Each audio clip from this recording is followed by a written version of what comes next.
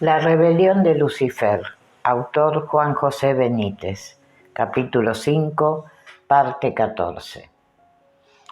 Esta era la cámara acorazada de Iurancha, y abriéndose paso entre sus compañeros, le mostró el recinto.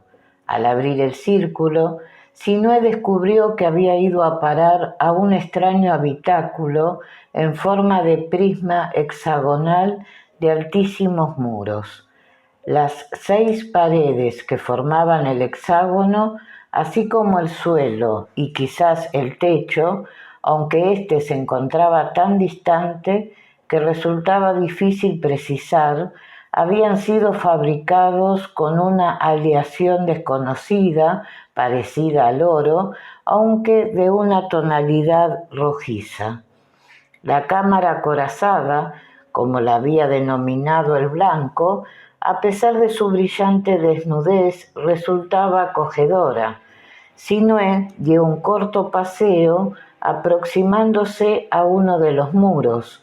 Lo tocó con curiosidad y, al sentir su tersura y dureza, se vio asaltado por una peregrina idea, pero no tardó en arrinconarla.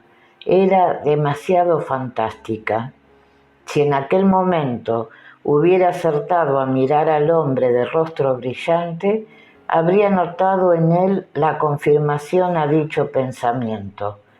Pero el miembro de la escuela de la sabiduría, cuyo recelo inicial iba dejando paso a una lenta pero firme confianza y a una excitante curiosidad, se hallaba fascinado por otro descubrimiento.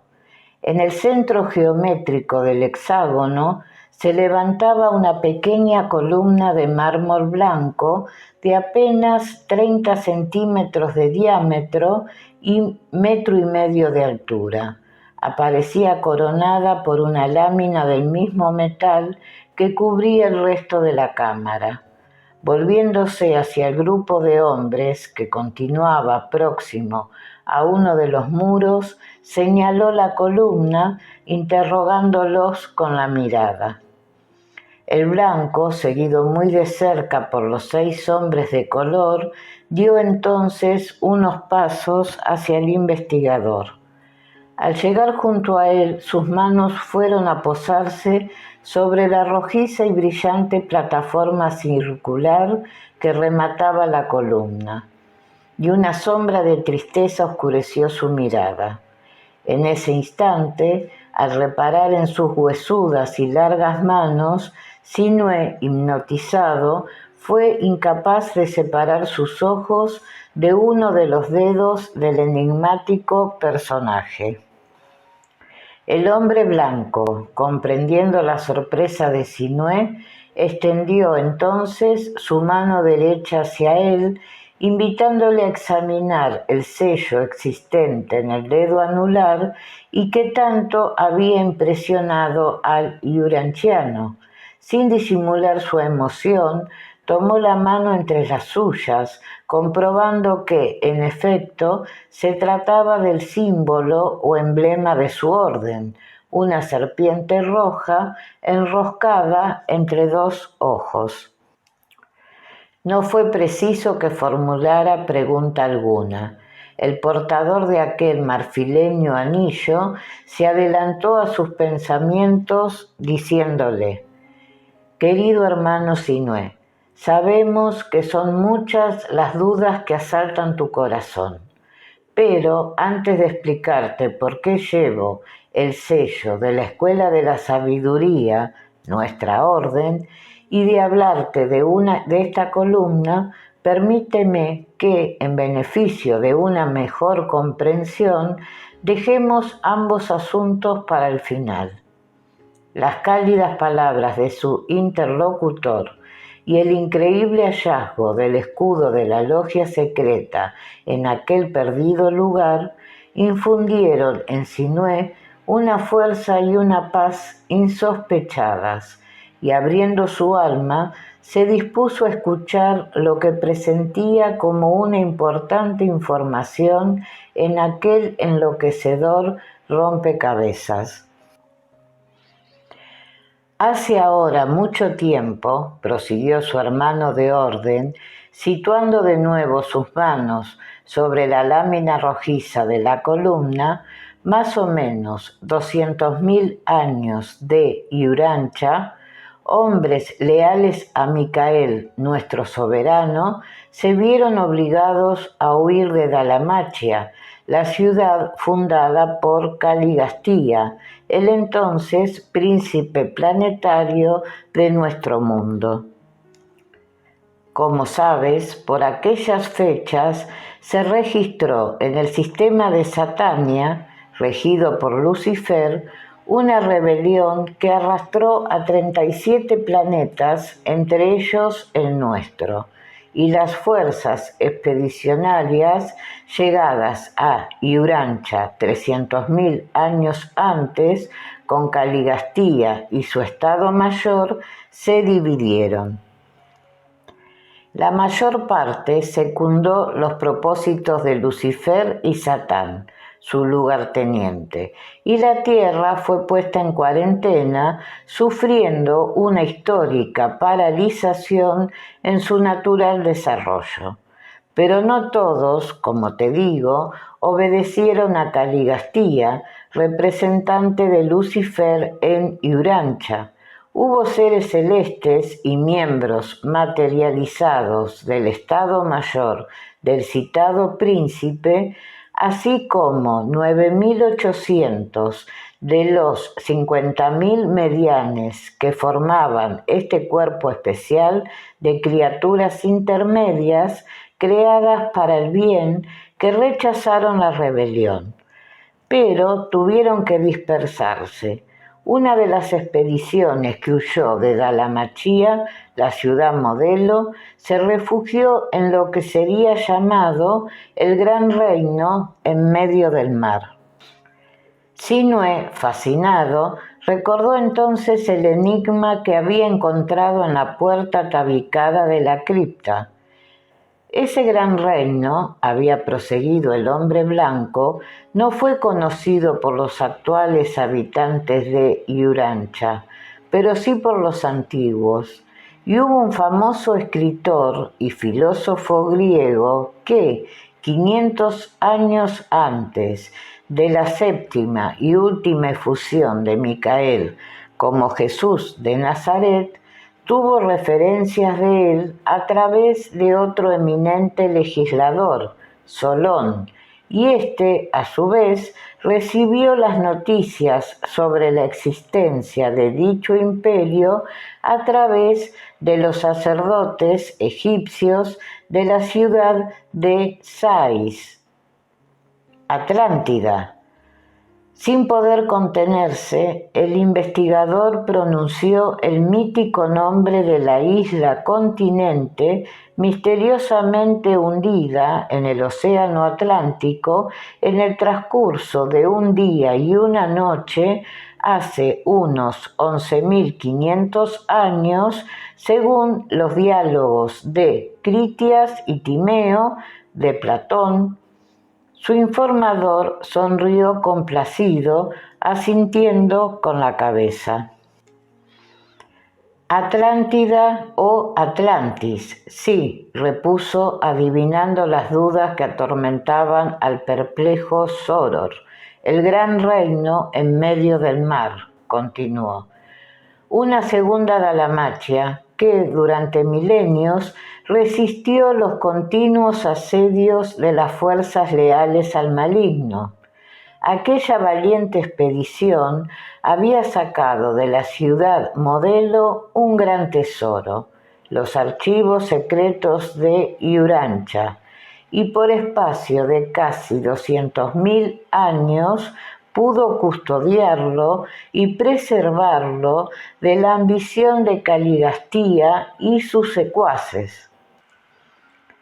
Al llegar a este punto de la narración, la voz de aquel hombre se quebró, pero, a pesar de su evidente tristeza, añadió: cuando el planeta fue sometido a cuarentena por las altas jerarquías del universo local y de la isla estacionaria del paraíso, en espera de la captura y posterior juicio del rebelde, todas las comunicaciones de Urantia fueron cortadas. Y desde entonces, como sabés, la humanidad se halla incomunicada, sumida en el caos y a merced de los rebeldes.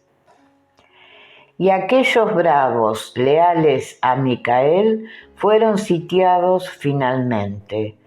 De común acuerdo, trazaron un heroico plan con el único fin de poner a salvo el gran tesoro.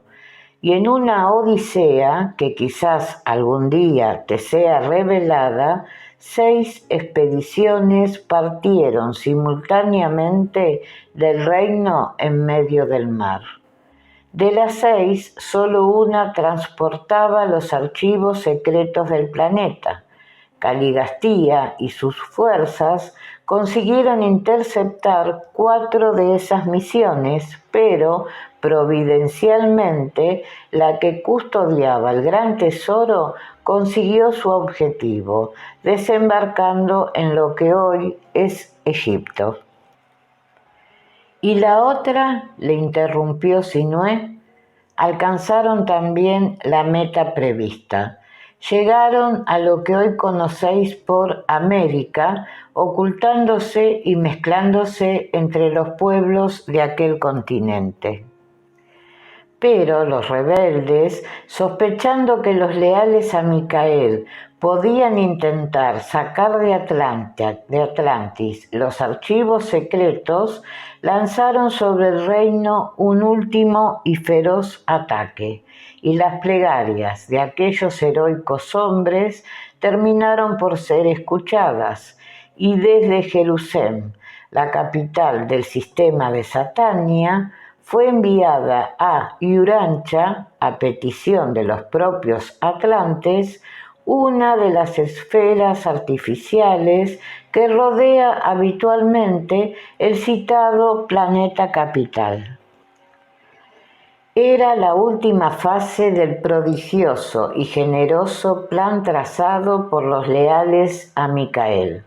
Ellos sabían que justamente en ese tiempo, 11.345 años antes de Cristo, la órbita periódica de 6.666 años de Ra, la esfera artificial, coincidía sobre nuestro sistema solar, y eligieron su autodestrucción en un intento por hacer creer a los rebeldes que los archivos secretos se hundirían con Atlántida en el fondo del océano.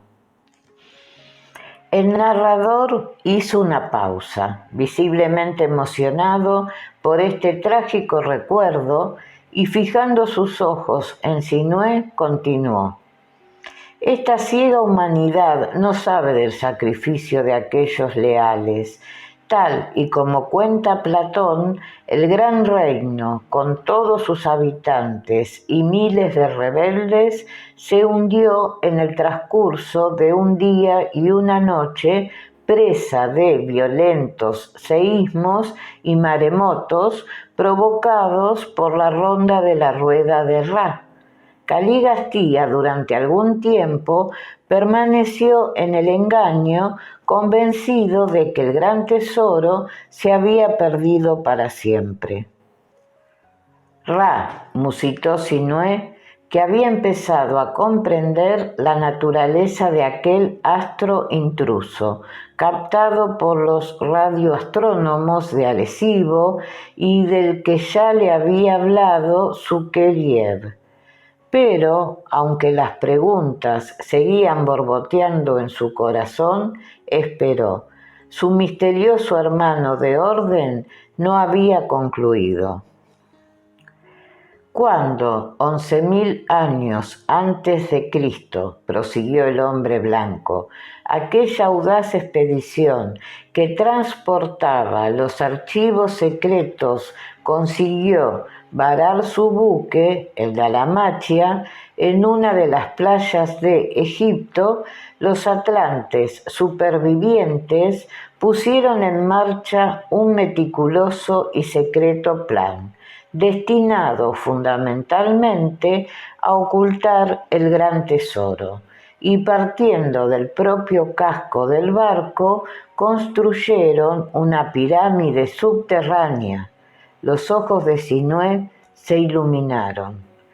Una pirámide gigantesca que tú ya conoces, apuntó el narrador, y que, miles de años después, tendría su réplica en la llamada Gran Pirámide de Keops.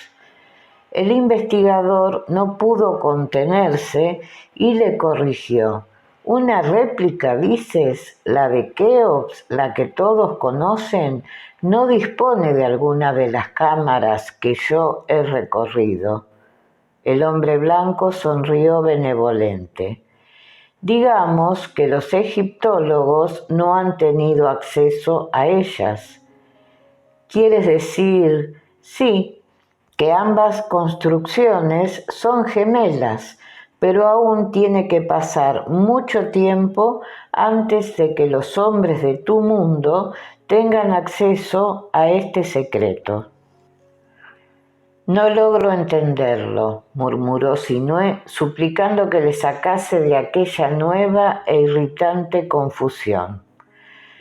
Debes contener tu impaciencia y permitirme proseguir. Solo así podrás comprender. El compañero de logia de Sinué guardó silencio y, tras esta pausa, añadió, y quizás, si lo crees oportuno, reanudar tu misión. El investigador intuyó algo especial en aquellas últimas palabras. Es que la misión de búsqueda de los archivos secretos podía terminar allí, en la llamada Cámara Acorazada de Urantia.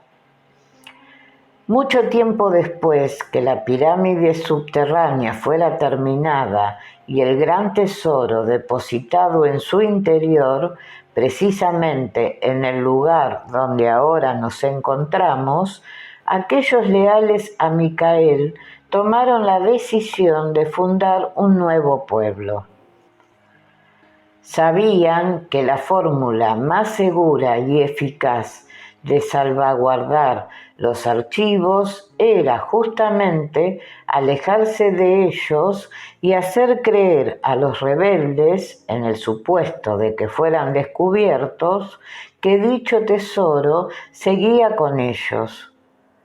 Un momento, intervino nuevamente el Soror. ¿Los archivos secretos están aquí? Su confidente no respondió. En sus ojos apareció aquella pesadumbre que Sinué ya había advertido poco antes. Finalmente, con voz trémula, le desveló una parte de lo que tanto interesaba al investigador. Desgraciadamente, no, fueron saqueados. ¿Cómo? ¿Cuándo? El hombre blanco alzó sus manos y le suplicó paciencia. El plan de los atlantes fue bueno y dio los resultados apetecidos durante 10.000 años. Unos 4.000 años antes de vuestra era, aquella reducida y valerosa población se mezcló por fin con las tribus de los antiguos pobladores de lo que, a partir de esas fechas, sería conocido por Egipto. Aquellos primitivos humanos dirigidos por los atlantes pasaron así, casi súbitamente, del neolítico a un estadio evolutivo envidiable.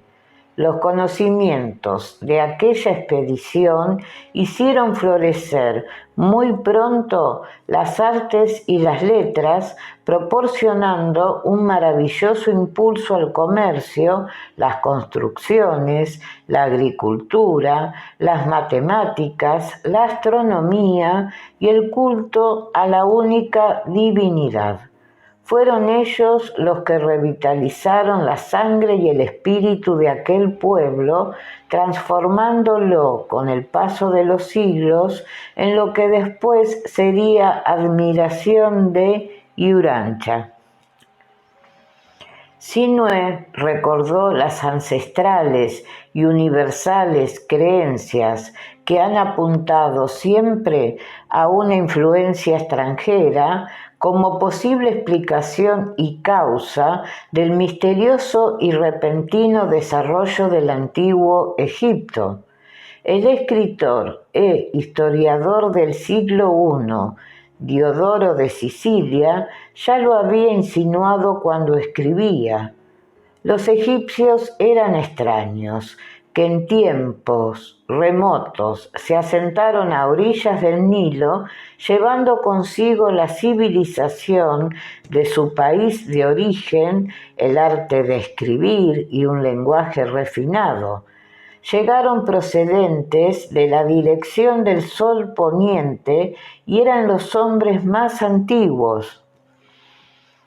En el siglo XX, el profesor Emery, como otros muchos especialistas, señalaba en su libro Egipto arcaico que en el cuarto milenio antes de Cristo, Egipto pasó bruscamente de la edad de la piedra a reinos bien organizados donde, al mismo tiempo que aparecía el arte de escribir, la arquitectura monumental, las artes y los oficios se desarrollaban de forma pasmosa con todos los signos de una civilización bien organizada y hasta lujosa.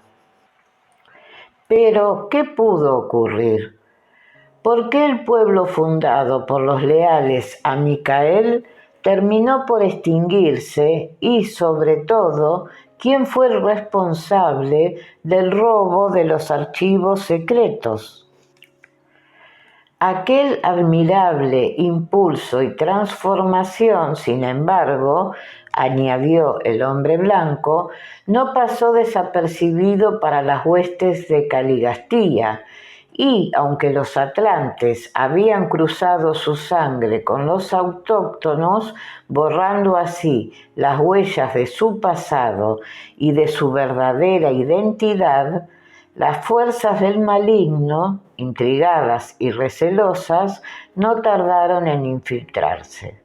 Los descendientes de la primigenia expedición, celosos depositarios de la existencia del gran tesoro, adoptaron entonces una serie de medidas preventivas.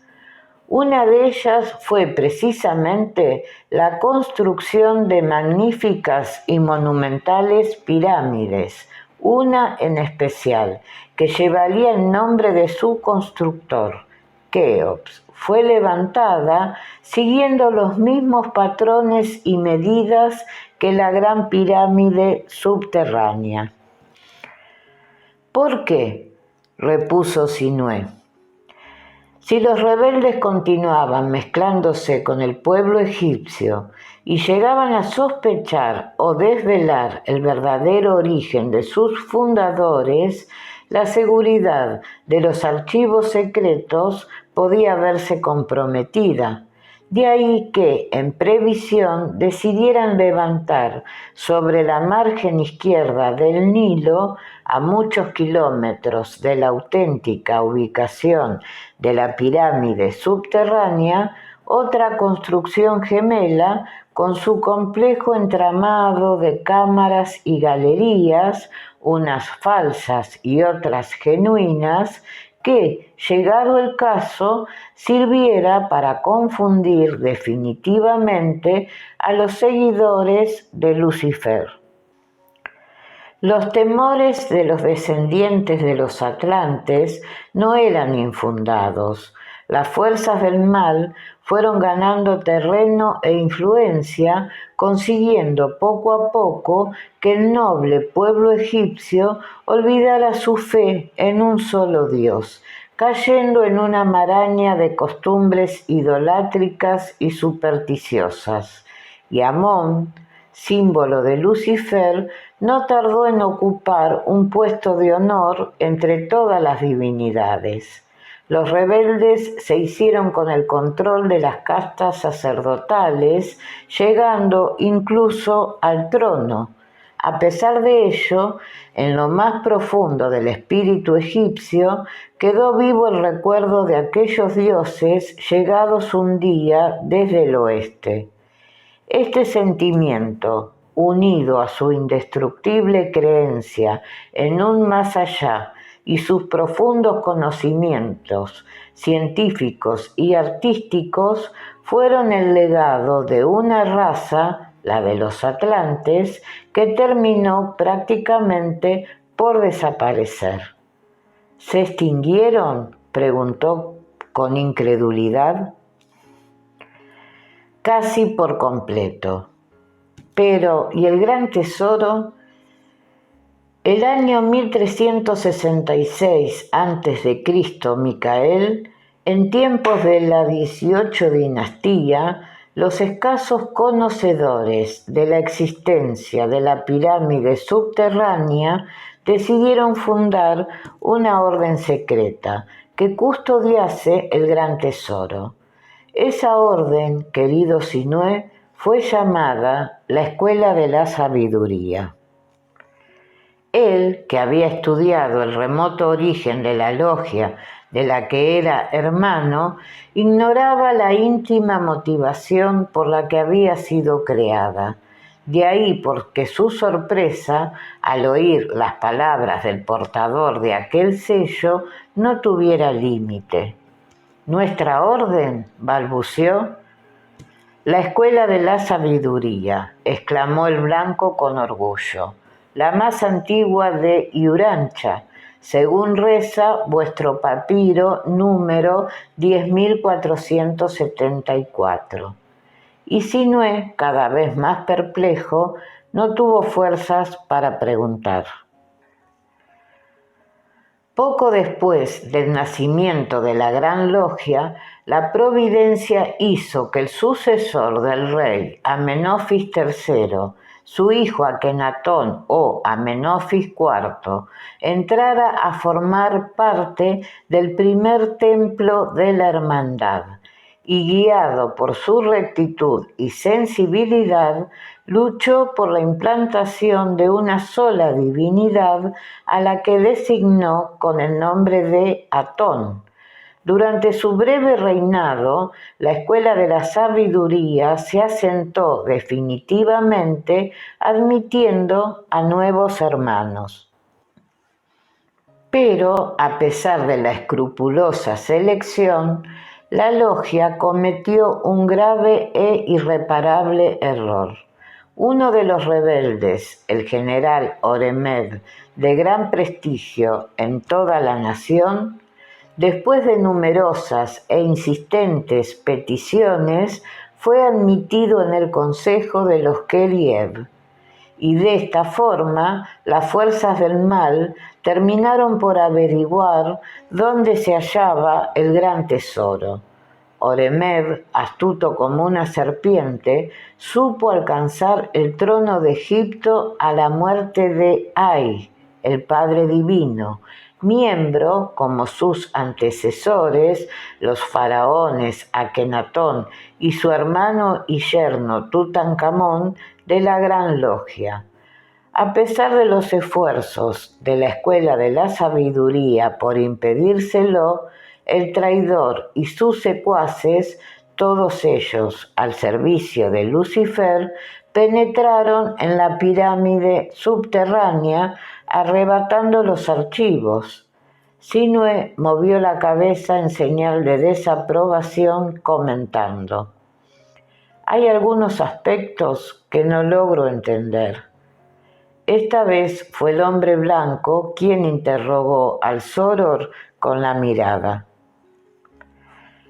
«En primer lugar», expuso el investigador, Si la pirámide subterránea fue construida miles de años antes del reinado de Tutankamón, muerto en el 1343 a.C., ¿cómo es posible que aquellos primitivos atlantes diseñaran y construyeran una réplica casi exacta de su tumba en el interior de dicha pirámide subterránea? Muy sencillo, replicó su interlocutor con una amarga sonrisa. Esa cámara sepulcral a la que te refieres y de la que prácticamente acabas de salir es una obra posterior. Sigo sin comprender. La réplica de la tumba descubierta en 1922 de tu era por Howard Carter en el Valle de los Reyes fue practicada por Oremed con el único fin de confundir a posibles y futuros intrusos, como tú. Las fuerzas del maligno, como habéis tenido ocasión de sufrir, dominan y controlan la pirámide.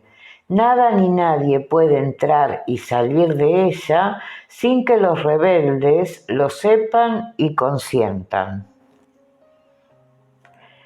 Eso no es posible, estalló Sinué. Nietib y yo hemos sido ayudados e incluso salvados en varios y graves momentos. Además, ¿cómo explicar vuestra presencia y la mía en esta cámara acorazada? Tanto tú, Sinué, como nosotros, los hombres Pi, sentenció el blanco con tristeza, solo somos prisioneros. Aquella rotunda revelación cambiaba las cosas. ¿Prisioneros? ¿De quién? ¿De Lucifer o de sus representantes en Urantia, naturalmente?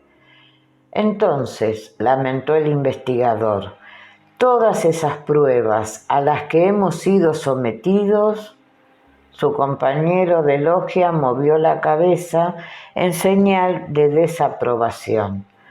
Pura farsa, puras ensoñaciones para probaros, conoceros y, en definitiva, para situaros a ti y a la hija de la raza azul en el punto por ellos deseado, en el más inexpugnable, en el que permaneceréis como nosotros enterrados de por vida. Las palabras de aquel hombre fueron pronunciadas en un tono tan convincente que Sinué, sumido en las más densas dudas desde que se enrolara en aquella misión, se dejó caer sobre el suelo de la cámara. Durante un largo período de tiempo permaneció sentado con la cabeza baja, intentando ordenar sus sentimientos e ideas. A pesar de lo expuesto, había algo que seguía vivo, que aleteaba en su corazón. Eran las palabras de Agurno, aquel ser gigantesco materializado en el bosquecillo de Sotillo. Sabed que no resultará fácil, les había anunciado. Guardaos de Belcebú. Estad prevenidos porque no habrá tregua para vosotros. Aunque nadie puede sustituiros, otros medianes leales estarán prestos a socorreros. Buscad a Solonia, el serafín que guardó Edén. Su espada os será necesaria. El ojo de Ra velará por ambos.